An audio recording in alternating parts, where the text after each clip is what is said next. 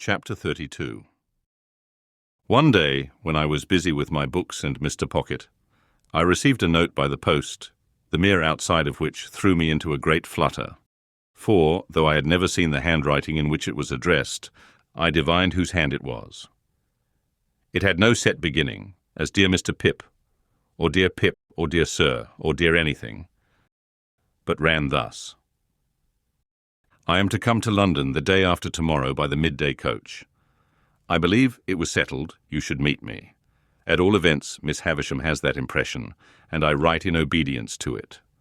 She sends you her regard. Yours, Estella. If there had been time, I should probably have ordered several suits of clothes for this occasion, but as there was not, I was fain to be content with those I had. My appetite vanished instantly, and I knew no peace or rest until the day arrived. Not that its arrival brought me either, for then I was worse than ever, and began haunting the coach office in Wood Street, Cheapside, before the coach had left the Blue Boar in our town. For all that I knew this perfectly well, I still felt as if it were not safe to let the coach office be out of my sight longer than 5 minutes at a time.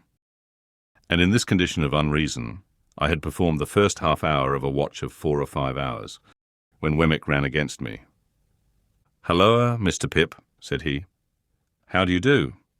I should hardly have thought this was your beat." I explained that I was waiting to meet somebody who was coming up by coach, and I inquired after the castle and the aged. "Both flourishing, thank ye," said Wemmick, "and particularly the aged. He's in wonderful feather. He'll be 82 next birthday. I have a notion of firing 82 times if the neighbourhood shouldn't complain, and that cannon of mine should prove equal to the pressure. However, this is not London talk. Where do you think I am going to?" "To the office," said I, for he was tending in that direction. "Next thing to it," returned Wemmick. "I am going to Newgate. We are in a banker's parcel case just at present, and I have been down the road taking a squint at the scene of action, and thereupon must have a word or two with our client." "Did your client commit the robbery?" I asked. "Bless your soul and body, no," answered Wemmick very dryly. "But he is accused of it. So might you or I be. Either of us might be accused of it, you know." "Only neither of us is," I remarked. "Yah," said Wemmick, touching me on the breast with his forefinger. "You're a deep one, Mr. Pip. Would you like to have a look at Newgate? Have you time to spare?" I had so much time to spare that the proposal came as a relief, notwithstanding its irreconcilability with my latent desire to keep my eye on the coach office. Muttering that I would make the inquiry whether I had time to walk with him, I went into the office and ascertained from the clerk, with the nicest precision and much to the trying of his temper, the earliest moment at which the coach could be expected, which I knew beforehand quite as well as he.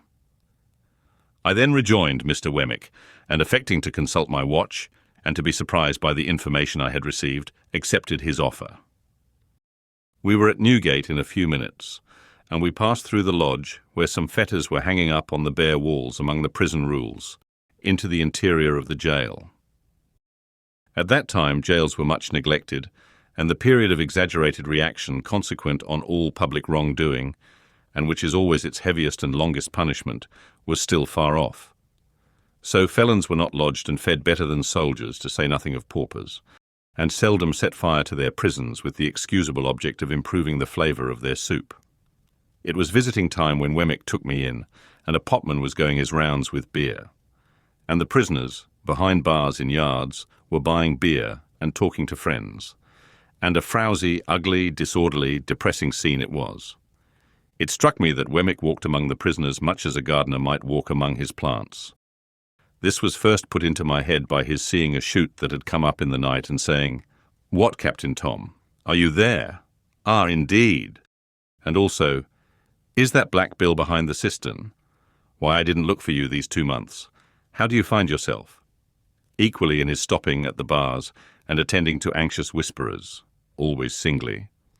Wemmick, with his post office in an immovable state, looked at them while in conference, as if he were taking particular notice of the advance they had made, since last observed, towards coming out in full blow at their trial.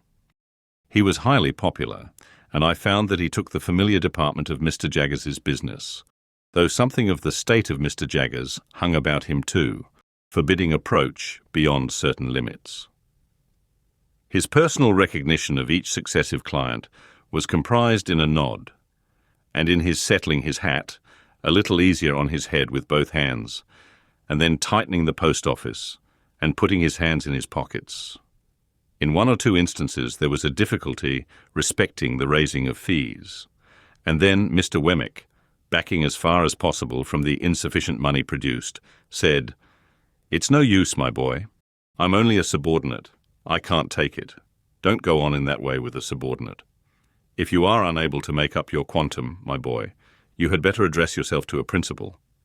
There are plenty of principals in the profession, you know, and what is not worth the while of one may be worth the while of another. That's my recommendation to you, speaking as a subordinate. Don't try on useless measures. Why should you? Now, who's next?" Thus, we walked through Wemmick's greenhouse until he turned to me and said, "Notice the man I shall shake hands with." I should have done so without the preparation, as he had shaken hands with no one yet. Almost as soon as he had spoken, a portly, upright man, whom I can see now as I write, in a well-worn olive-coloured frock-coat, with a peculiar pallor overspreading the red in his complexion, and eyes that went wandering about when he tried to fix them, came up to a corner of the bars and put his hand to his hat, which had a greasy and fatty surface like cold broth, with a half-serious and half-jocose military salute. "Colonel, to you," said Wemmick. "How are you, Colonel?" "All right, Mr. Wemmick." "Everything was done that could be done, but the evidence was too strong for us, Colonel." "Yes, it was too strong, sir, but I don't care." "No, no," said Wemmick coolly. "You don't care." Then, turning to me, "Served His Majesty this man. Was a soldier in the line and bought his discharge." I said, "Indeed." And the man's eyes looked at me, and then looked over my head, and then looked all round me, and then he drew his hand across his lips and laughed. "I think I shall be out of this on Monday, sir," he said to Wemmick. "Perhaps," returned my friend, "but there's no knowing." "I'm glad to have the chance of bidding you goodbye, Mr. Wemmick," said the man, stretching out his hand between two bars.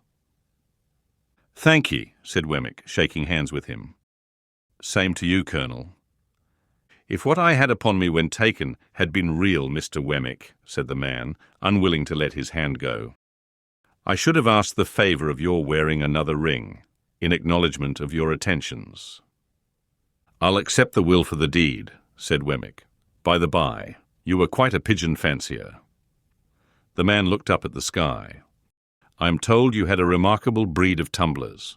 Could you commission any friend of yours to bring me a pair, if you've no further use for 'em?" "It shall be done, sir."